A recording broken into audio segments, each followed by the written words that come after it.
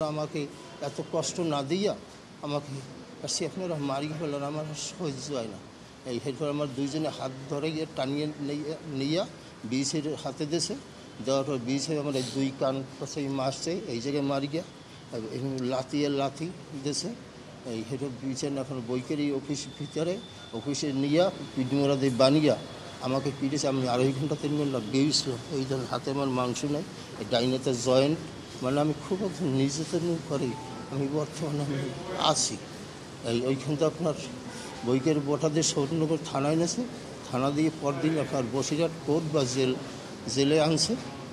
আনার পর ওইখান থেকে আমি খুব অসুস্থ, 22 দিনের দিন আপনার নিয়ে গেলে দমদম কারাগারে। আমি দীর্ঘ যাই, আমি 5 বছর দমদম কারাগারে ছিলাম। আমি অনেক মানে আমি বাড়িতে কেউর কাছে সংবাদ দিতে পারি না। আমার দূর সম্পর্কে এক ভাগ্নে ছিল, তার কাছে আমি সংবাদ দিছি। সে আজকে আমার দেশে বলার পরে আমার ওই ছেলে বা আমার মেয়ে জামাই ছিল, আমার স্ত্রী, তার কাছে বলার পরে তার আর কি হাইবাত পাগল হয়ে গেছে। তখন আমার ছেলে আজকে বলছে মাসুদ সাইদির কাছে, মাসুদ সাইদি বলছে যে এরকম বাবা অমুক জায়গায় জেলে আছে, আর কী কায়দায় তারে আনা, তারা যে কায়দা হোক তারা ব্যবস্থা দিয়ে করছে। ওই দেশে বিশ্বের মানবাধিকার সংস্থা। আমি বাংলাদেশে আমি আসছি, আসার পরে আমি 6 মাস দীর্ঘ ছিলাম। আমার বরিশাল থেকে আমার খুলনা ডিস্ট্রিক্টে আমি 6 মাস সেইখানে আমি ছিলাম। থাকার পরে যে সুস্থ পরিবেশ, এখনও আমি মানে ওই অসুস্থ অবস্থায় নিয়ে এখনও মানে আমি আসছি, ওই জন্য সেইখানেও আমি অসুস্থ। এরপর আমি বাড়িতে আসছি। আজকে এখানে আসছি আমি সাইদি সাহেবের যে সত্য সাক্ষী নিয়ে আমি একবার এই অভিযোগে মানে আমাকে বন্দি অপহরণ করছে, সেই সাক্ষী আমি সত্য সাক্ষী দিতে আমি আসছি। আপনি কার কার বিরুদ্ধে অভিযোগ করলেন? হ্যাঁ, কাকে অভিযোগ করলেন? তার বিরুদ্ধে আপনি যে অভিযোগটা জমা দিলেন সেখানে আসামি করলেন কাদের, আর কি চান আপনি? আর কী লেখা আছে সবই কাগজের লেখা আছে, বুঝলেন। আমি যেমনি আমি স্মরণ শক্তিটা আমার এখন নাই বর্তমানে। আমি হয় অভিযোগ তো দেশে প্রশাসন একজন মানে আরও আমার দেশীয় লোক আছে, রাজ্জাক আপনার হলো এই জায়গার যে আমি অভিযোগ যে দিছি মানে তাদের তো কেউ আমি চিনি না। যখন আমি এই জায়গায় বন্দি হয়েছি আমি কেউকে চিনি না, চক্ষু বানিয়ে নিয়ে গেছে কার কথা কার।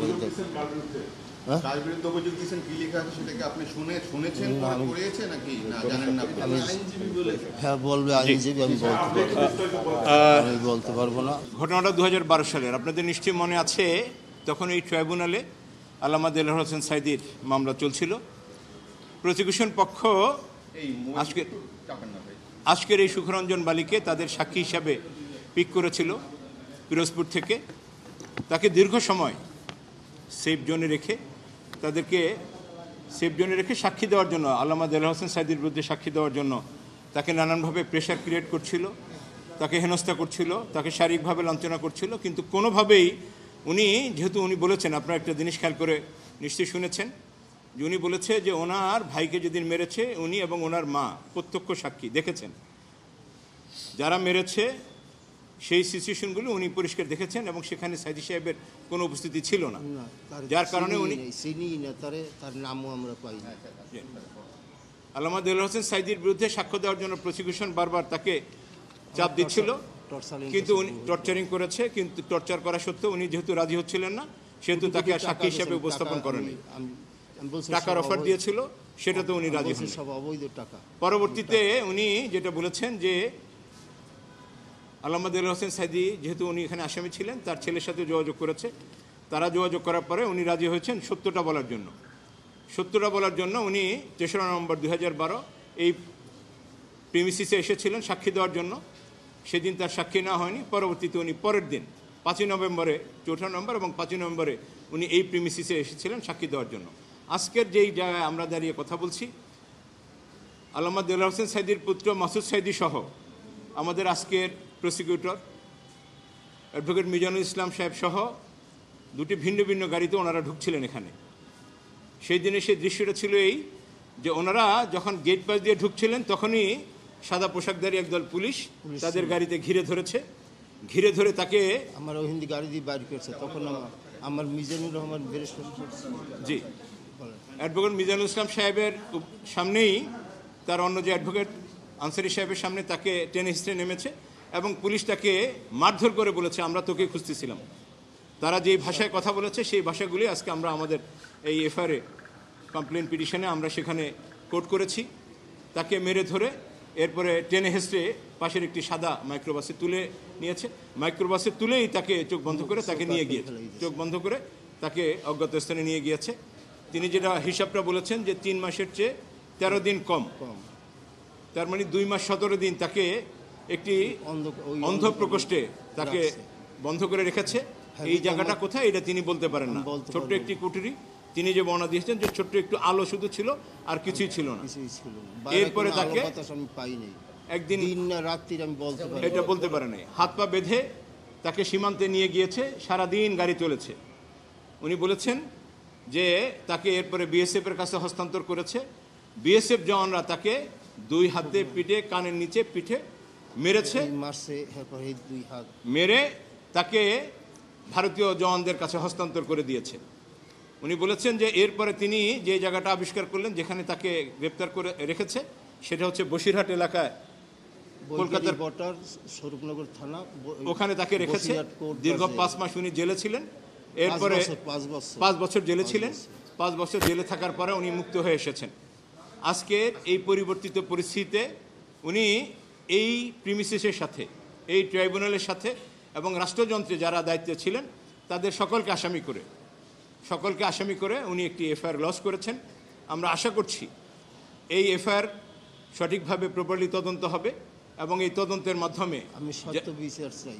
উনি সত্য বিচারের প্রার্থনা করেছেন। একটি সত্য ঘটনায় আমরা এখানে যেটা বারবার ওনাকে বলেছি এবং আপনারা একটি বিষয়ে প্রশ্ন থাকতেই পারে যে 5ই আগস্টের পরে দীর্ঘ সময় এই পরিবর্তিত একটি সুখকর পরিবেশ থাকতেও অভিযোগটি দায়ের করতে এত দেরি হলো কেন? এখানে আমরা সেটারও একটি কারণ উল্লেখ করেছি যে আসলে সব কিছু মিলে এই ঘটনার সাথে যারা জড়িত ছিল তৎকালীন সময় যারা এই ঘটনায়, বিশেষ করে পিরোজপুরের যে প্রসিকিউশন টিম, পিরোজপুরের যে তদন্ত সংস্থা, পিরোজপুরের যে প্রশাসন, অ্যাজ ওয়েল অ্যাজ এই ট্রাইব্যুনালের সাথে যারা সংশ্লিষ্ট ছিলেন, দায়িত্বে ছিলেন এবং যেখান থেকে এই অর্ডারটি এসেছিল, যে এই ওহিটি যেখান থেকে নাজিল হয়েছিল, এর সাথে রাষ্ট্রের সর্বোচ্চ পর্যায়ে যারা জড়িত ছিলেন সকলকে আইডেন্টিফাই করতেই আমাদের এই সময়টি লেগেছে এবং এই সব কিছু মিলেই এই সত্য ঘটনা ইনকোয়ারির মাধ্যমে আমরা সব কিছু জেনে এরপরে এসে আজকে অপরাধ ট্রাইব্যুনালে আমরা এই মামলাটি দায়ের করলাম। আমরা আশা করছি আমি সত্য বিচার চাই। সত্য বিচার জি আমরা এখানে 1 নম্বর আসামি করেছি শেখ হাসিনাকে, যিনি এই রাষ্ট্রযন্ত্রের প্রধান ছিলেন। আমরা সুরেন্দ্র কুমার সিনহা, আপনারা নিশ্চয়ই জানেন, একটি কথা মনে আছে যে এসকেপি কেলেঙ্কারির সময় যে বিষয়টি ছিল যে কোনো একজন বিচারপতিকে, এই ট্রাইব্যুনালের চেয়ারম্যানকে, যাকে আমরা 3 নম্বর আসামি করেছি, যাকে উনি নির্দেশনা দিয়েছিলেন এই ঘটনার সাথে আমরা যেটুকু তথ্যপাত্র পেয়েছি, উনি যেহেতু সরাসরি জড়িত ছিলেন, সুরেন্দ্র কুমার সিনহা সাবেক প্রধান বিচারপতি, তাকে আমরা 2 নম্বর আসামি করেছি। নিজামুল হক নাসিম, যিনি চেয়ারম্যান ছিলেন, তাকে আমরা 3 নম্বর আসামি করেছি।